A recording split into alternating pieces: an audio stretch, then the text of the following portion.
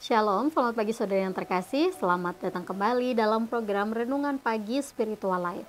Saudara, perenungan kita hari ini akan terambil dari Kejadian pasal 33 ayat 18 sampai 20. Ini adalah perikop yang sama dengan kemarin dan hari ini merupakan bagian yang terakhir.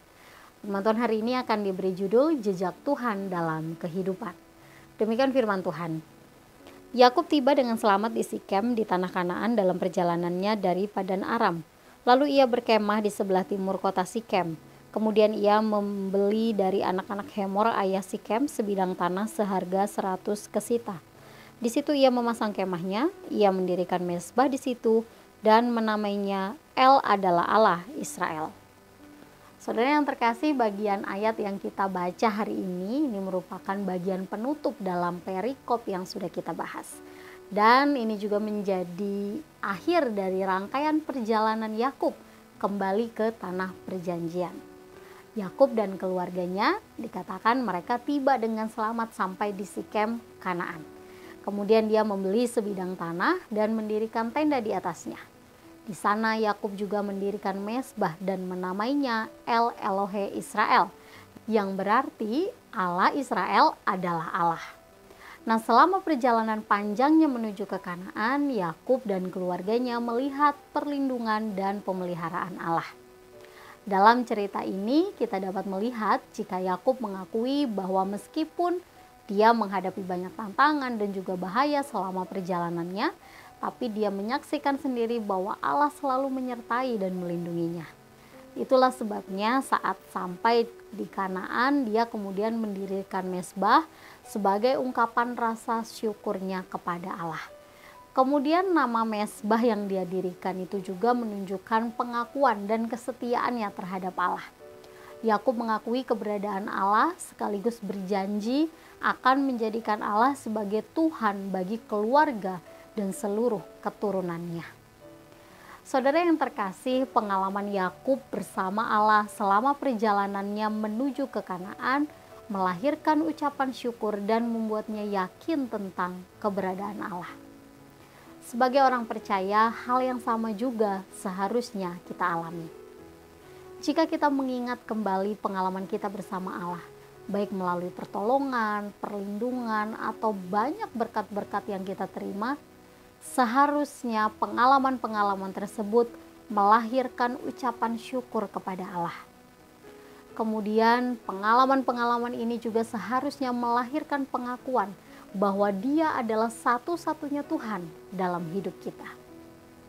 Saudara, kiranya Allah memberikan kita kemampuan untuk dapat melihat karya-karyanya dalam setiap perjalanan kehidupan kita.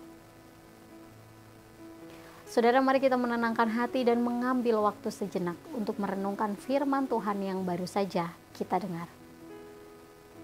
Saudara, mari renungkanlah apa saja karya Allah dalam pengalaman hidup yang sudah saudara alami selama ini.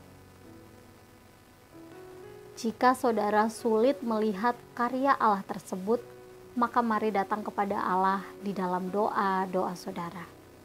Kiranya Allah menganugerahkan kepada saudara kemampuan untuk dapat melihat karyanya dalam setiap perjalanan hidup saudara. Sehingga pengalaman tersebut akan melahirkan ucapan syukur dan pengakuan tentang keberadaan Allah.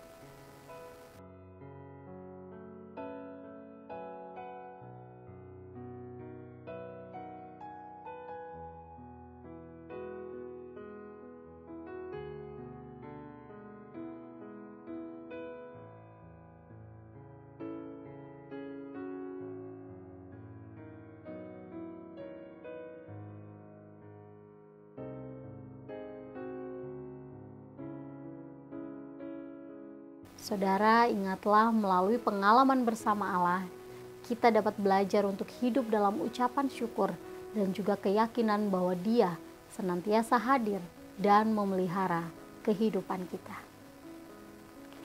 Demikian renungan kita pagi hari ini. Mari kita berdoa.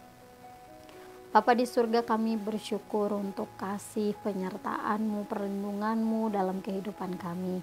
Terima kasih Tuhan sudah menjagai istirahat malam kami, dan pagi hari ini kami bisa kembali bangun dalam keadaan yang baik.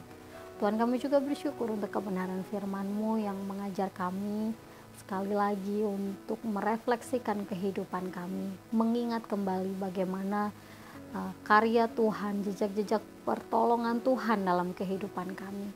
Biarlah semua pengalaman-pengalaman kami bersama Engkau ini Tuhan akan melahirkan ucapan syukur dalam hati kami, dan itu juga akan membuat kami semakin yakin tentang keberadaan Allah, dan iman kami bertumbuh di dalam Engkau Tuhan.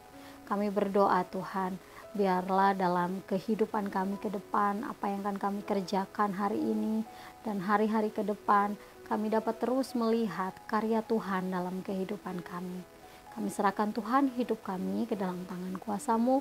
Dalam nama-Mu kami berdoa dan mengucap syukur. Haleluya. Amin. Saudara, demikian renungan kita hari ini. Selamat pagi, selamat beraktivitas. Tuhan Yesus memberkati.